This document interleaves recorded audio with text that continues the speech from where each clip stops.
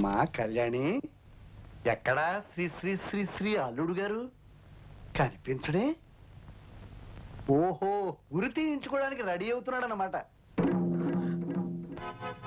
కళ్యాణి, అన్ని విషయాలు తెలిసిపోయాయి. చెట్ల చోటున పుట్ల చోటున నిలబడి చరిత్రలన్నీ వినేశాం. నువ్వు నోరు మీరా పిచ్చి కన్నా. చూడమ్మా, ఈ కాగితాల మీద సంతకం చేయమ్మా. చెవిటివి ఇవి స్టాంప్ కాగితాలు. వీటి మీద ఏం రాసుకోవాలో నేను మా అబ్బాయి తాపిగా చర్చించుకుని రాసుకోండి. ఇంకేమ్మా? ఏమ్మా, సంతకం పెట్టడానికి మనసు ఒప్పడం లేదా? ఆహా, అయితే పని చేస్తాను. మీ నాన్నగారి దగ్గరికి వెళ్ళి మీ అల్లుడు గారు నిజానికి అల్లుడు కాదు, అబద్ధాలు చెప్పి నాటకం ఆడుతున్నాడు, నిజానికి ఓ హత్య చేసి వృత్తి తీయబడ్డానికి సిద్ధంగా ఉన్నాడని చెప్పేస్తాను. మీ నాన్నగారు సింపుల్ గా గుండె అయిపోయి చచ్చిపోతాడు.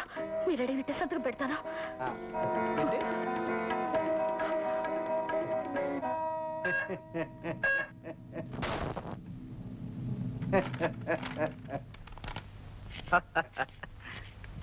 ఏరా పొట్టి గట్టి లాయరు, ఆ రోజు నాకు బుర్రుంటే బుర్రలో బుద్ధి ఉంటే అని ఛాలెంజ్ చేసావు కదా. అదే బుర్రతో అదే బుద్ధితో ఖాళీ నోట్ల మీద అమ్మాయి చేత సంతకాలు చేయించాను. ఈ ఆస్తిని నా గుప్పెట్లో పెట్టుకున్నాను. ఇప్పుడే ఉంటావు.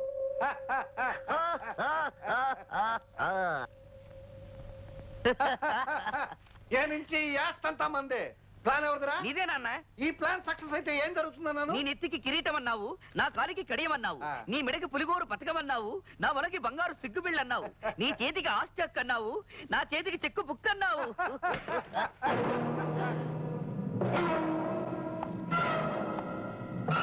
మర్యాదగా పేపర్లు ఇవ్వండి. ఇక నువ్వు మా జోలికి వచ్చావంటే నువ్వు కూని కొరువని అల్లుడిగా నాటకం ఆడుతున్నావు మా అన్నయ్యతో చెప్పేస్తాను. అవును, చెప్పేస్తాం. మీరు ఆ విషయం చెప్పరు. ఎందుకంటే నేను ఒక హత్య చేసినా 2 హత్యలు చేసినా నాకు పడేది ఒకటే శిక్ష, ఉరి శిక్ష. శిక్షల గురించి మాకెందుకు? చూడు, అంకుల్ అమెరికాకు వెళ్లే లోపుగా నువ్వు గాని నీ కొడుకు గాని నా విషయం బయట పెట్టారంటే చంపేస్తాను. చెప్పు, మర్యాదగా పేపర్లు చెప్పు. చింపేయండి, లేకపోతే ప్రాణం తీసేస్తాడు. చింపేనా అన్నా, లేకుంటే చంపుతాడు. చింపేస్తున్నా.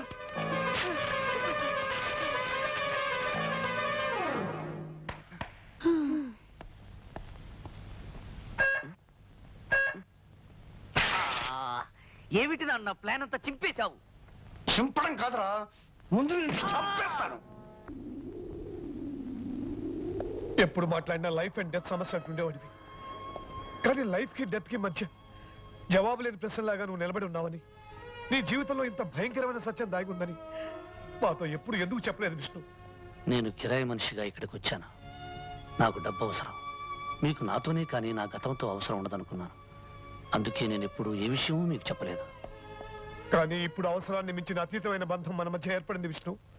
కళ్యాణి నీతో అందమైన జీవితం ఊహించుకుంది, నువ్వే లోకం అనుకుంది. నువ్వెంత ప్రమాదమైన పరిస్థితిలో ఉన్నావని కళ్యాణికి ముందే తెలిస్తే బాగుండేదేమో. కళ్యాణికి నా మీద లేనిపోని ఆశలు కల్పించాలని నేను ఎప్పుడూ అనుకోలేదు. కొత్త కొత్త కళ్ళు రేకెత్తించాలని ఎప్పుడూ ప్రయత్నించలేదు. గాలికి కొట్టుకొచ్చిన గాలిపటంలా నేను ఇక్కడికి వచ్చాను. గాలిలోనే కలిసిపోతాననుకున్నాను. మృత్యు కూరల్లో ఇరుక్కున్నానని నాకు తెలుసు. కానీ మీ స్నేహం, అభిమానం, వాత్సల్యాల మధ్య నా చావును గురించిన భయం నాకు గుర్తు రాలేదు. మీతో సరదాగా ఆడుతూ పాడుతూ నా చివరి రోజుల్లో ప్రశాంతంగా గడుపుతున్నాననుకున్నానే గాని కళ్యాణి మనసులో స్థానం ఏర్పరచుకుంటున్నానని గమనించలేదు. నేను చేసిన పొరపాటేమిటో అర్థమయ్యేసరికి ఆలస్యమైంది. నన్ను క్షమించాను. క్షమించడం? నేనెవరిని క్షమించడానికి? భవిష్యత్తులో తీరని లోటుతో సతమతం కాబోతున్న కళ్యాణి నా మాట అడుగు. నిన్ను క్షమించిన అర్థం చేసుకున్న కళ్యాణి చేయాలి.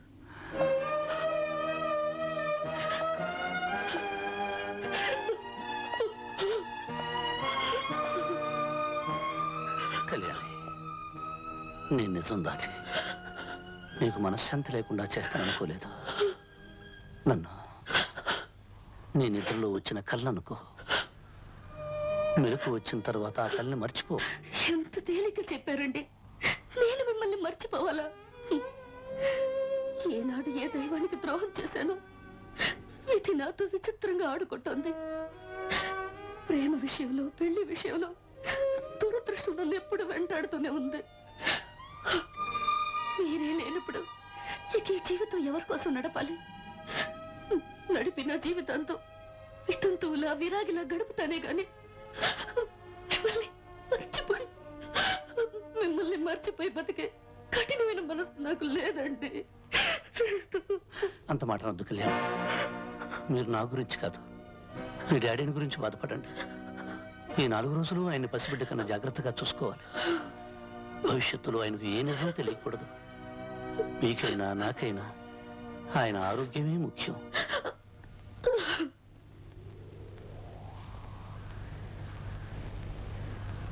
మిస్టర్ లాయర్, నాతో ఏదో ముఖ్యమైన విషయం మాట్లాడాలని అర్జెంటుగా రమ్మని కబురు చేశారు. ఏమిటా ముఖ్యమైన విషయం? చూడండి రంగారావు గారు, విష్ణు కేవలం ఒక నేరస్తుడుగానే మీకు తెలుసు. కానీ విష్ణు మాకేమిటో మీకు తెలియదు. కేవలం ఒక నాటకం ఆడటానికి మా ఇంటికి తీసుకొచ్చిన విష్ణు అతని మంచితనంతో, నిజాయితీతో, వ్యక్తిత్వంతో మా అందరి గుండెల్లో నిండిపోయాడు. ఇప్పుడు మీరు అతని ఉరి పేరుతో తీసుకెళ్తే మీరు మా అందరి గుండెలు బద్దలు కొట్టిన వాళ్ళు అవుతారు. మా అందరి మనసులో మంటలు పెట్టిన వాళ్ళు అవుతారు. అందుకే అలా జరగకూడదని మిమ్మల్ని చంపాలనుకుంటున్నాం. Lawyer, what is this? ఏమిటి మీరు చేస్తున్నారు? ఎస్, ఇది మీ రివాల్వర్. మీకు తెలియకుండా తీశాను. మిమ్మల్ని చంపితే మా విష్ణుని కాపాడుకోవచ్చు. అతన్ని బతికించుకుంటానికి నేను హంతకుండా పర్వాలేదు.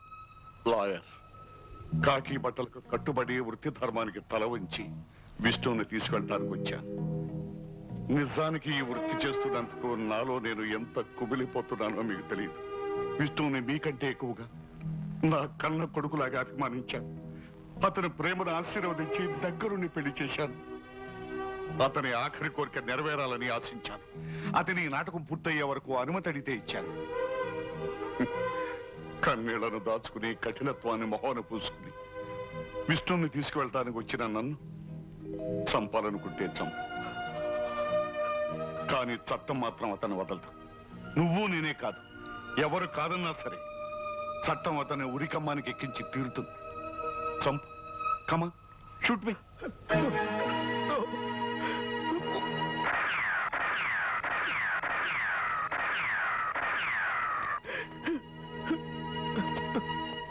Take it easy. Take it easy.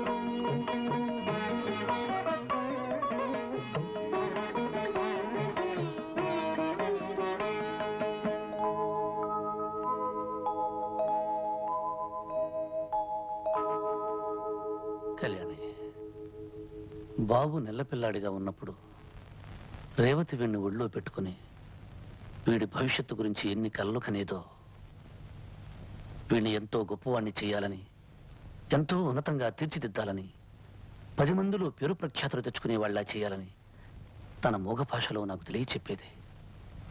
కానీ వీడికి అమ్మను దూరం చేసి నేను దూరం అయిపోయి అనాథ అని ముద్రతో ఈ లోకంలో వీడిని ఒంటరివాణ్ణి చేసి వెళ్ళిపోతున్నాను.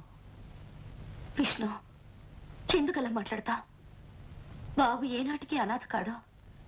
వీడికి అమ్మని నాన్నని అన్ని నేనే పెంచుతాను. వీళ్ళమ్మ కలలకి ఆశయాలకి రూపంగా వీడిని తీర్చిదిద్దుతాను. చిత్రించి బాబు మీ కొడుకు కాదు, మన కొడుకు.